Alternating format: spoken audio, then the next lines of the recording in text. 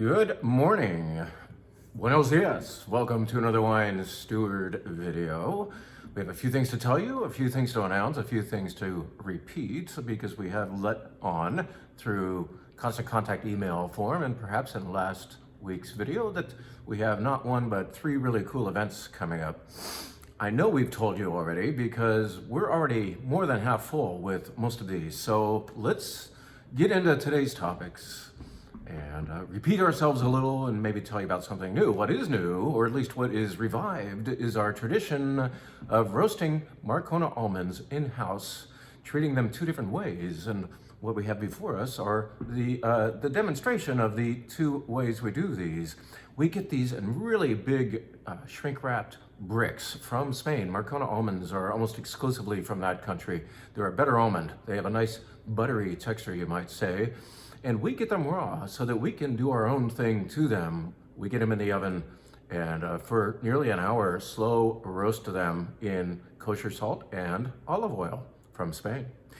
And then upon their being nice and toasty in flavor, we amplify those flavors or enhance them with one of two treatments. Right here we have the Herbs to Provence edition, and over here the smoked paprika, or pimentón as they would call it in Spain. So just to let you know, we have a new batch of these. You can enjoy these up at the wine bar as a snack. They're on the back side of the wine bar menu that changes every week.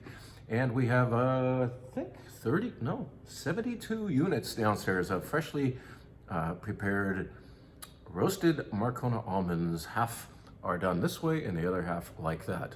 They're very, very tasty. Why don't we just move those to the foreground and bring this up to tell you about a particular event that we're doing on February 11th.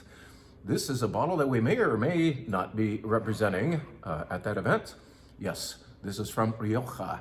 I am so excited to provide, once again, the experience of Spain, not just upstairs, but downstairs as well. Yes, this will be a walk-around style event with at least 6 different tasting stations representing different wines from all over Spain. I have found so many nice Riojas lately that the whole mezzanine up here might be devoted to tasting stations representing that one most famous in Spain region, Rioja, in white and red form. How about that? Here's a Rioja that we may be showing that night, the nice Sierra Cantabria. We may or may not do it, but we will have several very good Riojas at different price points for you to enjoy. Have like a bit of a Rioja immersion, then head back downstairs for wines from all over Spain. And what else? Eric's Paella. And not just Eric's Paella, we're gonna have Eric's friend, our friend, Tony, representing his paella skills, paella making skills as well. He'll be making at least one of his own. So there will be plenty of paella to eat during this event. Before we get the paellas out, we'll have other goodies like Marcona almonds perhaps, and perhaps some manchego cheese. And almost certainly I'll be making my tortilla española again because you keep asking for it, so I'll keep making it. Rioja, February 11th, that event is already well past half full. So you still have a chance to get in on this if you sign up at the winesteward.com experiences page now. Okay, that's enough Marconas for the minute. And why don't we tell you now about something going on in the wine bar that's happening in this glass. I love to start my morning with a little bit of sparkling wine, and this morning is no exception. I've lost the bottle. There it is. Boom. This is really cool. This is by a producer of champagne, but the wine itself, the grapes are sourced south of Champagne in northern Burgundy, in the Chablis area, as a matter of fact. So this does use that famous Champagne grape called Chardonnay. As you can see on the label, it indicates that. But Moutard is leaving Champagne to go pick some grapes in Chablis, bring them back to Champagne, and render them as simply a really good northern Burgundy sparkling wine made like champagne, second fermentation in individual bottles. This is really beautiful, beautiful fruit. It's more discreet than champagne. It's not as toasty or nutty or bread doughy. I think it sees a fewer number of months on the lees in that second fermentation form.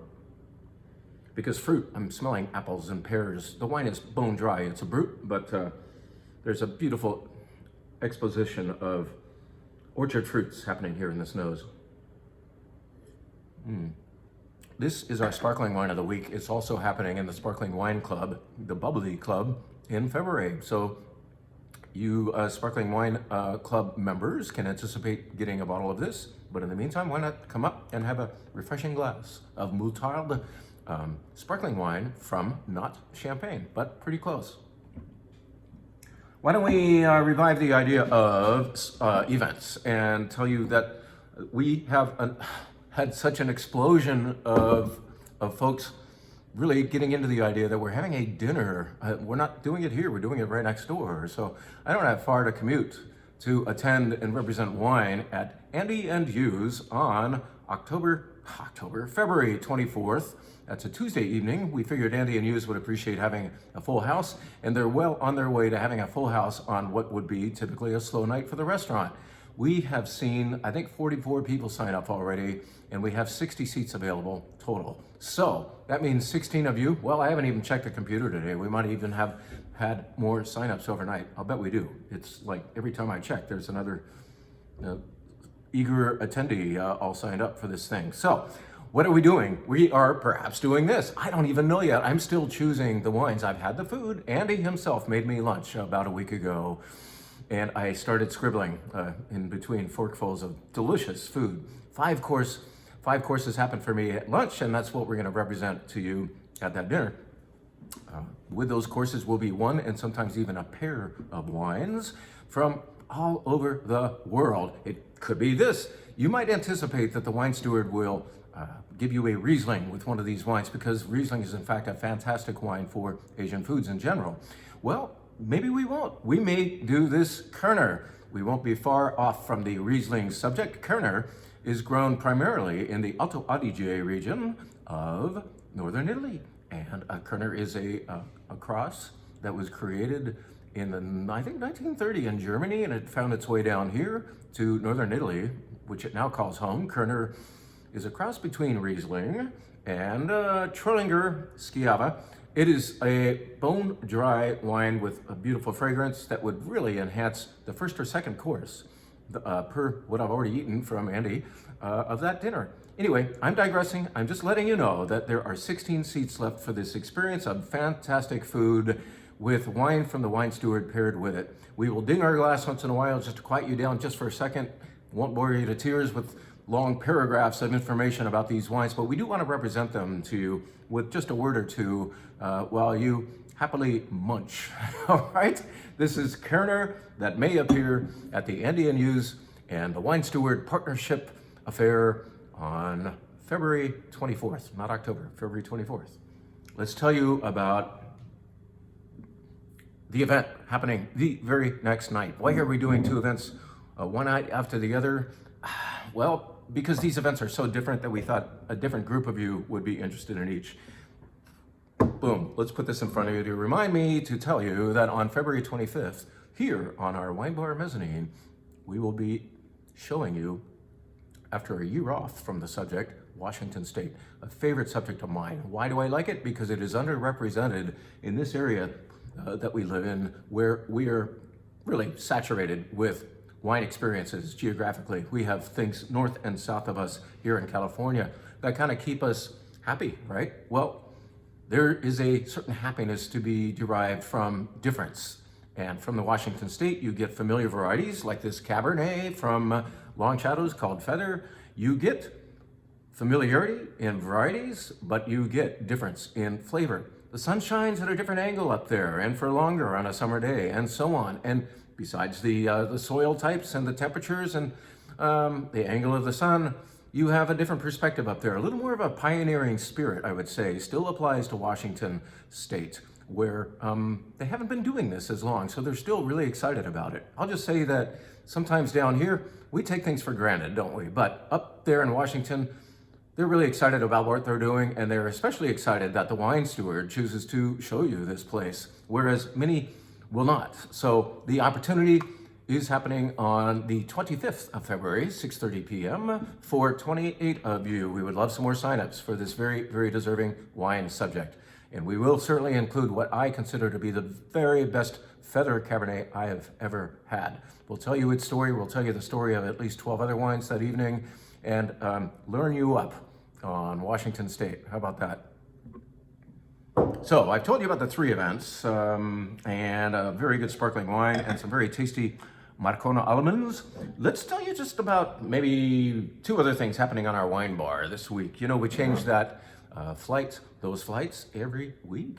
And what's cool is the celebration of the return of a wine from Stoltman, one of our favorite producers in Santa Barbara County, residing specifically in Ballard Canyon.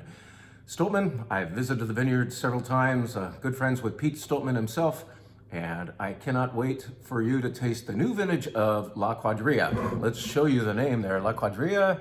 And I'm doing that because the front label says nothing, and it changes every damn year. So it kind of confuses the retail consumer, but it keeps things interesting, and it employs an artist to keep generating really cool artwork for La Quadrilla. What other jobs does this wine create? It creates jobs for La Quadrilla, the crew of Mexican guys and women actually, who are the full-time, year-round support out there, the vineyard crew of Stoltman. Stoltman was one of the first wineries to thoughtfully keep them all year long instead of having to send them packing in the off-season, the so-called off-season, to go find work elsewhere. And so Stoltman's always been very, very open-minded about taking care of their people. And in fact, the folks making this wine and growing this wine, growing is really most of the making, right? They actually benefit by this wine. They get the proceeds from this particular bottling, the profits from La Quadrilla. And it's a beautiful blend, different every year. This year, I think it's Grenache, Syrah, Sangiovese, and there might be some Mourvedre in there this time. Let's see, I can almost read this without my glasses. We have Syrah, Grenache, Sangiovese, and Mourvedre, I called it. Tasty, tasty wine. If you enjoy our Domaine des Plus de Vie wine, of which we are currently out, and we will be bottling the next vintage soon, you would enjoy this wine. Very much in the same spirit. Medium body, fragrant, fragrant, fragrant. Have it in a glass like this when you don't have sparkling wine in it. And anyway, that is one of the red wines in the Red Flight, which features all American, all West Coast wines, Washington and California. All right? Let's tell you about wines that we offer only by the glass. Every week we, on the menu, offer 2 wine experiences that can be purchased only by the glass, not by the 2-ounce pour or taste. We're breaking that rule a little bit this time because one of the wines by the glass is actually 2 wines, 2 very related wines by Famille Longchamp. Now these guys have a funny name, but they make beautiful, beautiful wine in what I consider to be the very best place in the world for Chenin Blanc. Chenin Blanc in the Loire Valley is made, of course, more famously perhaps in Vouvray. Why more famously? Because Vouvray is bigger, so there's more Vouvray out there on the shelves. But you don't see this place Savinier, not Sauvignon, Savinier as often. This is a beautiful pairing of wines from the exact same vintage, made the exact same way. Why do we have them both?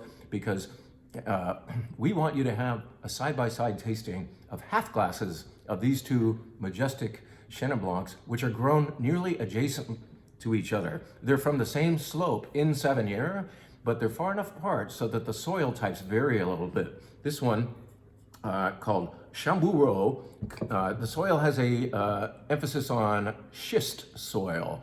And over here, we have La Frémine, and this has more sand in the soil. And this is bare bones wine that barely gets any wood at all, and all the oak treatment is using neutral and larger barrels. So there's no oak profile existing at all in these wines. These are bare, naked expressions of place and grape variety. The 2 things emphasized there: grape and place. Yes. And what sand might do to a Chenin Blanc compared to what schist might do to Chenin Blanc. And we'll pour these side by side so you can first smell them both and then finally start enjoying furtive sips and then finally just drink it. But it is really fun to offer this to you this time. Don't forget our events. Don't forget our Marcona almonds. Don't forget to visit our wine bar in the meantime. And thank you so much for keeping our boat afloat. We appreciate all you do here at the Wine Steward. Thank you. Have a good one.